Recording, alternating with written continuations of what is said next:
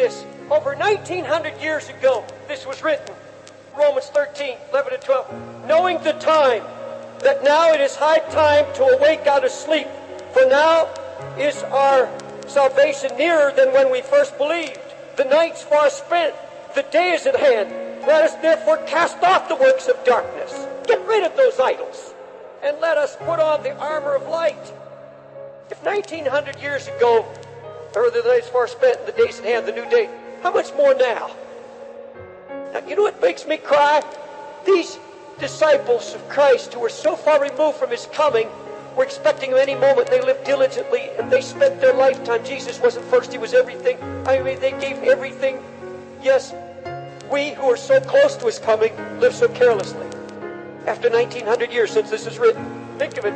If it's time to awake then, what time is it now? What time is it now? I don't know what God's going to have to do.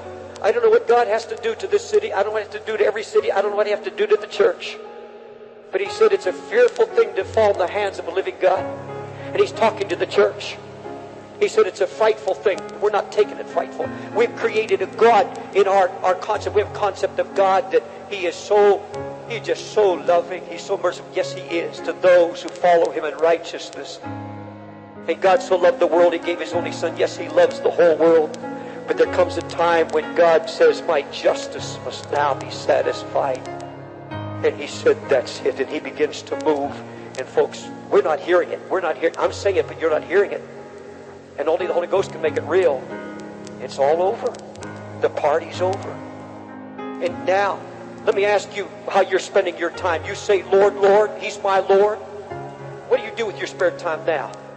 But you say, Brother Dave, I'm a housewife. And all God expects of me as a Christian housewife is to have a home where there's comfort and where there's peace. Do you mean I'm expected to carry the burden of the Lord? I'm expected to weep between the porch and the altar too? Yes. Yes. You say, I've done my part. No. I'm saying that we haven't done our part.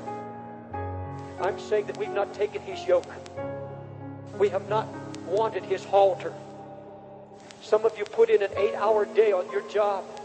And when you walk out of that job, you say, I've done my part. I'm hoping there's nobody works who feels after the job, it's all over. And I'm going to tell you something right now. He's going to move in His fury and His wrath.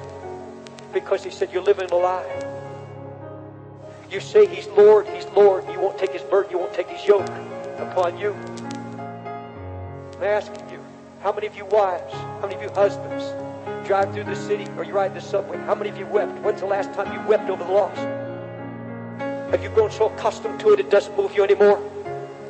I've been in this city now for 30 years and it's moving me now more than it's ever moved me before because I'm getting the burden of the Lord.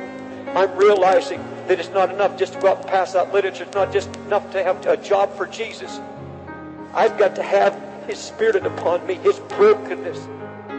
I've got to be able to pray, oh Lord, do something in my heart. I'm just not an errand boy. I want your heart. I want you to break me. I don't want to tell the world that He's my Lord and live a lie. Because I'm not praying and I'm weeping. Are you reading it? Are you digging into it? That's what God said to us, to go deeper in this Word. You have time. You say you don't have time. Yes, you have time for everything else. And He said, I'm going to judge you for it. You get my yoke upon you. Take my burden upon you. Get this halter upon you. You walk with me.